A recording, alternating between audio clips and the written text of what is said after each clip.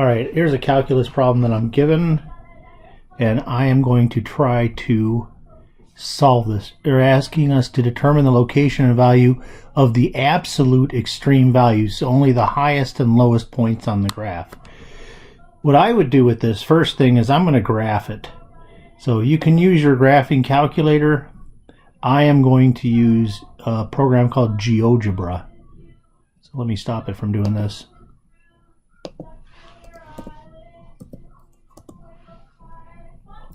GeoGebra's got a graphing calculator among a lot of other things.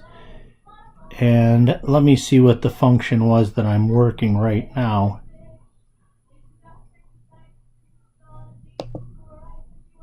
Oh, I actually think I got it in here, so I don't need to even open that thing up. Here it is, 3 cosine squared of x. So let me go ahead and put it in here. GeoGebra will let you put it just like it looks. So I can go f of x like this equals cosine, and I can even put the exponent here and then finish it off. Now if you want to, you can even eliminate like most of the graph. Notice the problem says we are bounded by 0, and it includes 0, and then we're also bounded by pi. So let's see what we have here. So there's my graph. Let me turn it. I want to use I'd rather use black, so let's go and do that. So I am going to not show the label. I don't want that. The color, I like black for some reason. Alright, let's move this in the right way and open it up here. Let me also, while I'm here, change the units to, not the units, let me see, what can I do? I know what I can do, yes. Let's do the settings here. So what I'm going to do in the x-axis, you can tell it what a distance will be. So I'm going to do pi over 2, like that. Let's see what it looks like now. So we can see it begins here at 0 and ends at pi. And you can see right here at the endpoints, that's its absolute maximums. And right here we have the absolute minimum. Let me go ahead and bring that into the description, or the discussion. So in particular, these kind of problems, you should know the answer before you even do any calculus. So let me go ahead and get this here. That thing's in the way.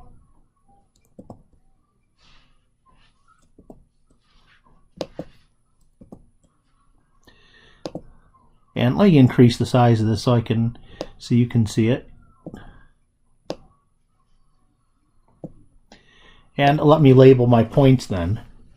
So here, out here, we have pi 1. That's an absolute maximum, and so is this. Now, if the endpoints weren't included, then we wouldn't have any absolute maximums. It just wouldn't have anything like that. Over here is 0, 1. So our absolute maximums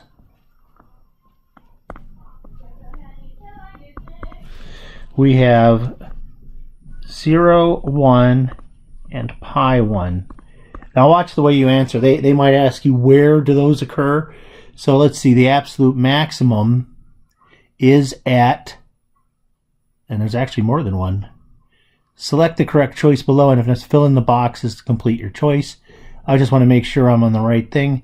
Yep, the absolute maximum is blank blank, and the absolute minimum is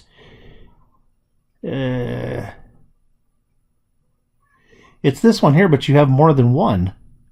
So I'm not really sure what is going on here. We have two absolute maximums and an absolute minimum. So let's work this first absolute maximum. When they say the absolute maximum, they want the y value, and we can put the x value.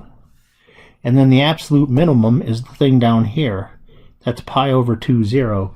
So the absolute minimum we have 0. So they want the y value at x equals pi over 2. Now I would hope that this, once you put in the answer, that it would give you more. Let's see, select the correct choice below. If necessary, fill in the answer boxes to complete your choice. So I mean, there's more than one absolute maximum, but there it is. Now, let's go and do the problem using calculus. So this is 3 cosine squared of x. Now, in calculus, the way you do it is you find any local maximums using a derivative, and then you compare it with the values at the endpoints. So in particular, when I take the derivative, it will uncover this down here, but it will not be able to uncover this and uncover that. Let's go ahead and do it. So my function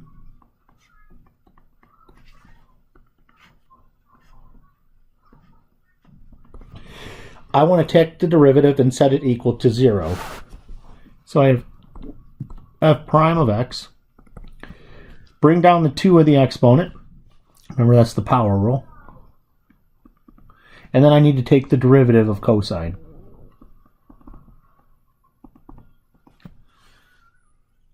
And we are going to set that equal to 0. Now on the interval, see, remember, I'm working on the interval from 0 to pi when I'm doing derivatives. I'm not including the endpoints in this activity. So I want this to equal 0. What do I have? Well, anywhere between 0 and pi, cosine is not equal to 0, except at pi over 2. Sine, let's see, sine starts at 0 and sine is 0 at the end, but sine is not 0 anywhere between. So what I can do is I can divide by negative 6 sine of x, and I need to find out where is cosine of x equal to 0. And we know that that's when x is equal to pi over 2, because the interval only goes up to pi. So then a couple of ways to do this. I don't know exactly where you are right now, where this thing came from, but one of the things we can do is call it a second derivative test. But it'll get complicated because of all this. So what you might want to do is just set up an interval like the following. 0 to pi. Put pi over 2 here, and you're going to test the derivative at various points. And you only need to test one point in between each of these. So like if I wanted to, I could try at pi over 4, and then I could say try at 3 pi over 4. Because those are easy for me to evaluate. So I need to look, remember, my f prime of x equals negative 6 cosine x times sine of x. So let's take a look at f prime of pi over 4. Negative 6 cosine of pi over 4 times sine of pi over 4. Now this one, you're supposed to know this. That's 1 over radical 2. 1 over radical 2. And that'll end up being negative 3. So here I have a negative sign. I'll put the negative down here. That means here we're decreasing on that entire interval. Now let me do f prime of 3 pi over 4 and see what happens. Here I get negative 6 cosine 3 pi over 4 times sine of 3 pi over 4. Now we're in the second quadrant there, so cosine is negative, but sine is positive.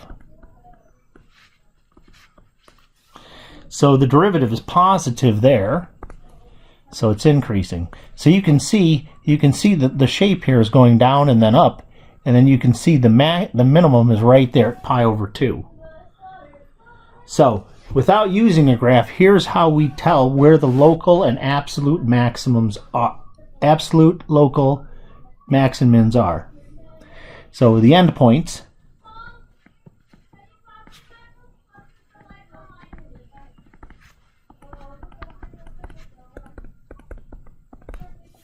and then we had a critical point.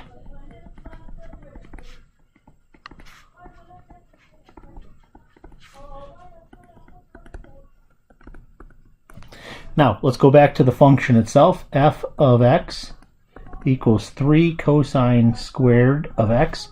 We simply plug in these 3 values to find our highest and lowest values. So f of 0 equals 3 cosine squared of 0. Cosine of 0 is equal to 1, so this is 3. Similarly, f of pi equals 3 cosine squared of pi. Now cosine of pi equals -1, but when you square it, you get +1. So we have pi again. Now I think when I did my graph, come back here for a second, I'm going to fix my graph. I did not put the whole thing in, so let me come back to the thing.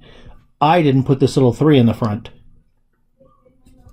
So let me go and do that. There, much better. So let me come back to the picture that I had in there and fix it. So we'll take this out, delete that, and I'll erase these points and I'll put in the new graph.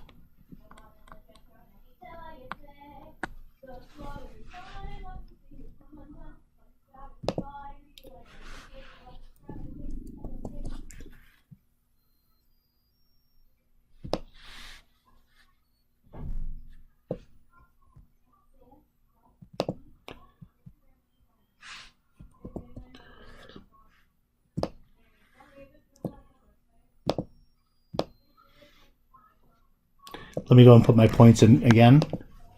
So it's a little bit harder to see now because of, see if I can get it in here. Here, let me put my point back in. We had 0, 3, pi, 3, and then we had pi over 2, 0. Those are we know. So here's my endpoints. Then I'm going to put in f of pi over 2. That equals 3 cosine squared of pi over 2. Cosine of pi over 2 is 0, so this equals 0. So you can see everything you need to see now here. Absolute max is the y value, so the 3's are the absolute maximums. Here's where they occur. And then the 0 is the absolute minimum, and here's where it occurs.